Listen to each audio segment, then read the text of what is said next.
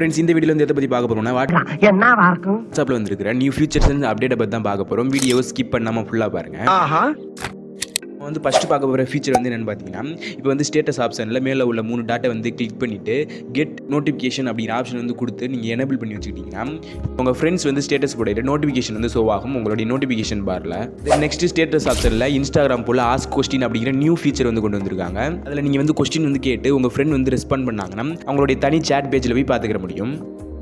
Next குரூப்பில் வந்து போய்ட்டு ஒருத்தவங்களுக்கு பர்சனலாக வந்து மெசேஜ் பண்ணணும் அப்படின்னு நினச்சிங்கன்னா அட்டு வந்து போட்டுட்டு அவங்கள மென்ஷன் பண்ணி குரூப்பில் வந்து மெசேஜ் பண்ணிக்கிற முடியும். அப்படிங்கிற ஆப்ஷனை வந்து கொடுத்து நீங்கள் மென்ஷன் வந்து பண்ணி சென்ட் பண்ணிங்கன்னா எல்லாருக்கும் நோட்டிஃபிகேஷன் வந்து ஷோ ஆகும். குயிக்காக உங்களுடைய மெசேஜை பார்த்துருவாங்க.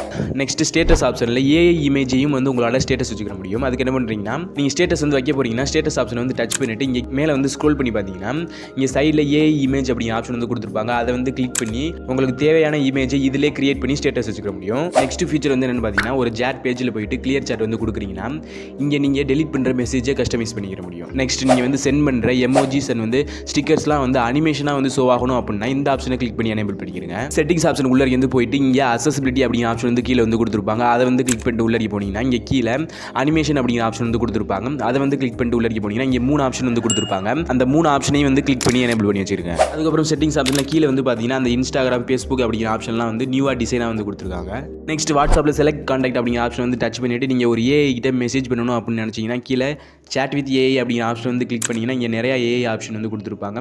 அதுக்குள்ளே போயிட்டு நீங்கள் சேட் பண்ணிக்கிற முடியும். நெக்ஸ்ட் வாட்ஸ்அப்பில் வரப்போகிற அப்டேட்டாக வந்து என்னென்னு பார்த்தீங்கன்னா, இன்ஸ்டாகிராமில் நீங்கள் ப்ரைவேட் அக்கௌண்ட் வந்து யூஸ் பண்ணிங்கன்னா உங்களுக்கு யாராச்சும் மெசேஜ் பண்ணாங்கன்னா ரெக்யூஸ்ட் ஆப்ஷனில் வந்து ஷோ ஆகும்.